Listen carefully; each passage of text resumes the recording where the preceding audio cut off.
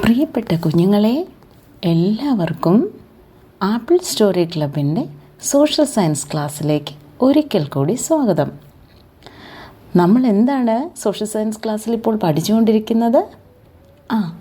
മധ്യകാല ഇന്ത്യയിലെ സാംസ്കാരിക പ്രസ്ഥാനങ്ങളെക്കുറിച്ചാണ് അല്ലേ? Medieval India, the cultural movements. കഴിഞ്ഞ ക്ലാസ്സിൽ നമ്മൾ എന്തായിരുന്നു പഠിച്ചത്? എന്താണ് ഭക്തി പ്രസ്ഥാനമെന്നും ഭക്തി പ്രസ്ഥാനം ദക്ഷിണേന്ത്യയിൽ എങ്ങനെയാണ് വളർന്നു വന്നതെന്നും പ്രധാനപ്പെട്ട സവിശേഷതകൾ എന്തൊക്കെയാണ് എന്നൊക്കെയുള്ള കാര്യങ്ങൾ നമ്മൾ കഴിഞ്ഞ ക്ലാസ്സിൽ പഠിച്ചു. എന്നാൽ നമുക്ക് ഇന്നത്തെ ക്ലാസ്സിൽ പഠിക്കേണ്ടത് ഭക്തി പ്രസ്ഥാനത്തിൻ്റെ വിവിധ പ്രചാരകരെ കുറിച്ചാണ്. ദ പ്രൊപ്പഗേറ്റേഴ്സ് ഓഫ് ഭക്തി മൂവ്മെൻറ്റ്. നമ്മൾ കണ്ടു, ഉത്തരേന്ത്യയിലും ദക്ഷിണേന്ത്യയിലുമായിട്ട് ഭക്തി പ്രസ്ഥാനം വളരെയധികം വളർന്നു വന്നു അല്ലേ? അപ്പോൾ ഓരോ ദേശത്തും ഈ ഭക്തി പ്രസ്ഥാനത്തിനെ വളർത്തിക്കൊണ്ടുവന്ന പ്രചാരകരാരൊക്കെയാണെന്ന് നമ്മൾ പഠിക്കേണ്ടതുണ്ട്. അങ്ങനെ നമുക്ക് കർണാടക ദേശത്തിൻ്റെ ഭക്തി പ്രസ്ഥാനത്തിൻ്റെ പ്രചാരകനായ ബസവേശ്വരൻ അല്ലെങ്കിൽ ബസവണ്ണ അല്ലെങ്കിൽ ബസവ എന്നൊക്കെ പറയുന്ന ഒരു വ്യക്തിയെക്കുറിച്ച് മനസ്സിലാക്കാം. ആരാണ് മക്കളെ ബസവണ്ണ? നമുക്ക് നോക്കാം. 12-ാം നൂറ്റാണ്ടിൽ കന്നഡ ദേശത്ത് ജീവിച്ചിരുന്ന തത്വചിന്തകനും സാമൂഹ്യ പരിഷ്കർത്താവും കവിയുമായിരുന്നു ബസവണ്ണ. അപ്പോൾ ബസവണ്ണ ആരാണ്? അദ്ദേഹം ഒരു തത്വചിന്തകനാണ്, ഫിലോസഫറാണ്, സോഷ്യൽ റിഫോമറാണ്, സാമൂഹ്യ പരിഷ്കർത്താവാണ്. അതുപോലെ തന്നെ അദ്ദേഹം ഒരു പോയറ്റും കൂടിയാണ്, ഒരു കവിയും കൂടിയാണല്ലേ. അദ്ദേഹം ജീവിച്ചിരുന്നത് എവിടെയായിരുന്നു? 12-ാം നൂറ്റാണ്ടിൽ കന്നഡ ദേശത്ത് അല്ലെങ്കിൽ കർണാടക ദേശത്ത് ജീവിച്ചിരുന്ന ഭക്തി പ്രസ്ഥാനത്തിൻ്റെ പ്രചാരകനായിരുന്നു. സമൂഹത്തിൽ നിലനിന്നിരുന്ന സാമൂഹികവും മതപരവുമായിട്ടുള്ള വിവേചനങ്ങളെ ജനങ്ങൾക്ക് മനസ്സിലാക്കി കൊടുക്കാൻ അദ്ദേഹം തീരുമാനിച്ചു. അവയെ തുടച്ചു നീക്കാനും പ്രയത്നിച്ചു. സ്വാതന്ത്ര്യം, സമത്വം, സാമൂഹ്യനീതി എന്നിവയിൽ അധിഷ്ഠിതമായിട്ടുള്ള ഒരു കാഴ്ചപ്പാടാണ് ബസവണ്ണ മുന്നോട്ട് വെച്ചത്. Basavanna put forward a vision based on freedom, equality and social justice. Basavanna സ്ഥാപിച്ച പ്രസ്ഥാനമാണ് വീരശൈവ പ്രസ്ഥാനം. Veerashaiva movement founded by Basavanna. അപ്പോൾ ബസവണ്ണ കന്നഡ ദേശത്ത് സ്ഥാപിച്ച പ്രസ്ഥാനമാണ് വീരശൈവ പ്രസ്ഥാനം. ഈ വീരശൈവ പ്രസ്ഥാനത്തിലൂടെയാണ് ഇദ്ദേഹത്തിൻ്റേതായിട്ടുള്ള ആശയങ്ങളെല്ലാം തന്നെ ജനങ്ങളിലേക്ക് എത്തിച്ചത്. ഇനി വീരശൈവ പ്രസ്ഥാനത്തിൻ്റെ പ്രധാന പ്രവർത്തനങ്ങൾ എന്തൊക്കെയാണെന്ന് നമുക്ക് നോക്കാം. The major activities of the Veerashaiva movement. എന്തൊക്കെയാണ് ഈ ഒരു പ്രസ്ഥാനത്തിൻ്റെ പ്രവർത്തനങ്ങൾ?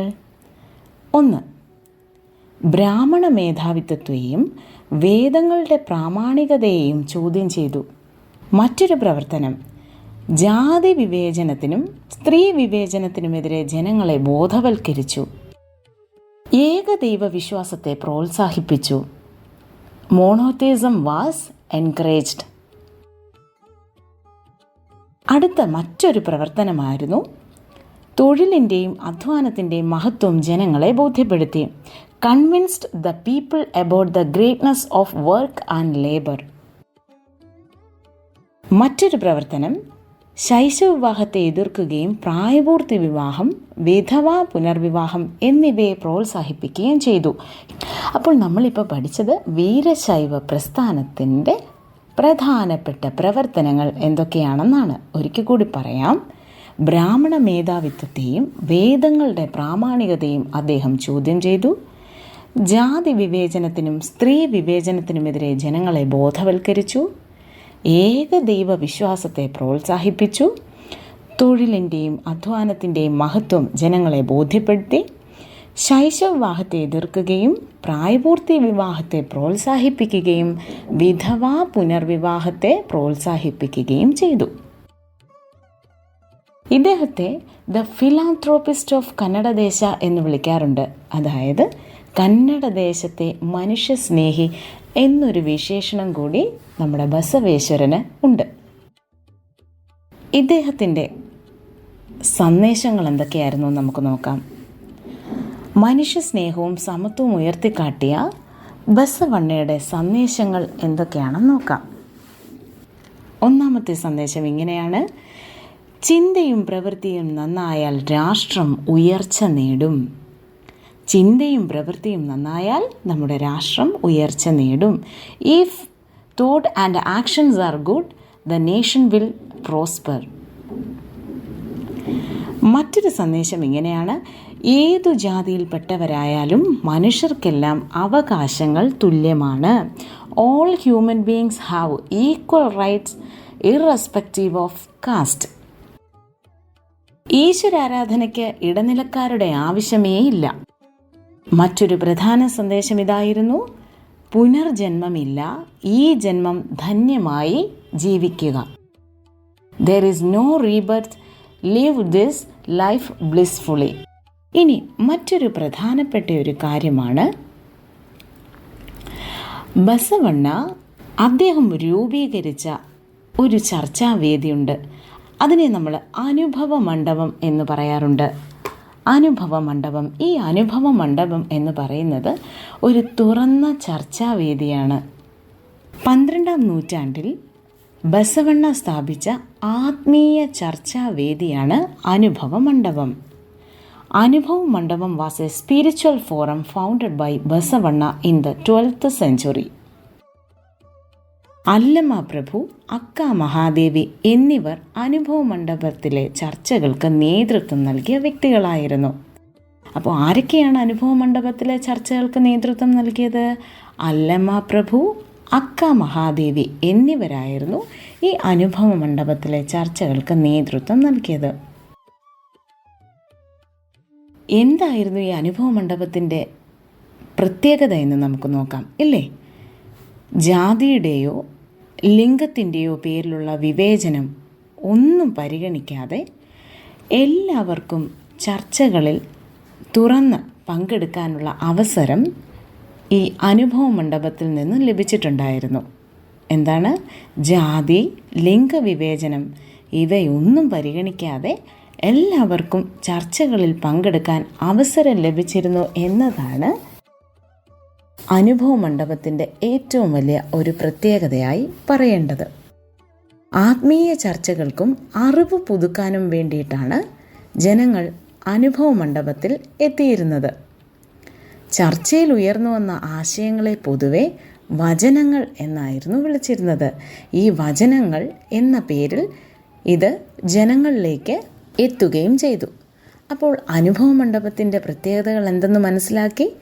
12-ാം നൂറ്റാണ്ടിൽ ബസവണ്ണ സ്ഥാപിച്ച ഒരു ആത്മീയ ചർച്ചാ വേദിയാണ് അനുഭവ മണ്ഡപം എന്ന് പറയുന്നത്. ഇനി അനുഭവ മണ്ഡപത്തിന് നേതൃത്വം കൊടുത്തവരാരൊക്കെയായിരുന്നു?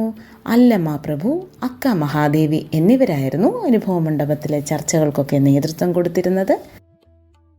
ഈ ചർച്ചാവേദിയുടെ ഏറ്റവും പ്രധാനപ്പെട്ട പ്രത്യേകത, ഇവിടെ യാതൊരു തരത്തിലുള്ള വിവേചനവുമില്ലാതെ എല്ലാ ജനങ്ങൾക്കും ഒന്നിച്ച് പങ്കെടുക്കാനുള്ള അവസരം ഈ ഒരു ചർച്ചാവേദിയിൽ നിന്നും കിട്ടിയിട്ടുണ്ടായിരുന്നു. ഇനി എന്തിനായിരുന്നു ഇങ്ങനെയൊരു ചർച്ചാവേദി? ആത്മീയ ചർച്ചകൾക്കും അതുപോലെ തന്നെ നമുക്കുള്ള അറിവ് പുതുക്കാനും വേണ്ടിയിട്ടായിരുന്നു അനുഭവ മണ്ഡപം രൂപീകരിച്ചിരുന്നത്. ഈ ചർച്ചയിൽ ഉയർന്നു വന്നിരുന്ന ആശയങ്ങളെ പൊതുവെ വചനങ്ങൾ എന്ന പേരിലാണ് അറിയപ്പെടുന്നത്. ഈ വചനങ്ങൾ വഴിയാണ് ആശയങ്ങളെല്ലാം തന്നെ ജനങ്ങളിലേക്ക് എത്തിച്ചേരുന്നതും. അപ്പോൾ നമ്മൾ ഇന്നത്തെ ക്ലാസ്സിൽ പഠിച്ചത് കന്നഡ ദേശത്തെ ഏറ്റവും പ്രധാനപ്പെട്ട ഭക്തി പ്രസ്ഥാനത്തിൻ്റെ പ്രചാരകനായ ബസവണ്ണയെക്കുറിച്ചാണ്, അല്ലെങ്കിൽ അദ്ദേഹത്തെ ബസവേശ്വരൻ എന്നും വിളിക്കാറുണ്ട്. ഇന്ന് പഠിച്ച കാര്യങ്ങളെല്ലാം മനസ്സിലായി എന്ന് ടീച്ചർ വിചാരിക്കുന്നു.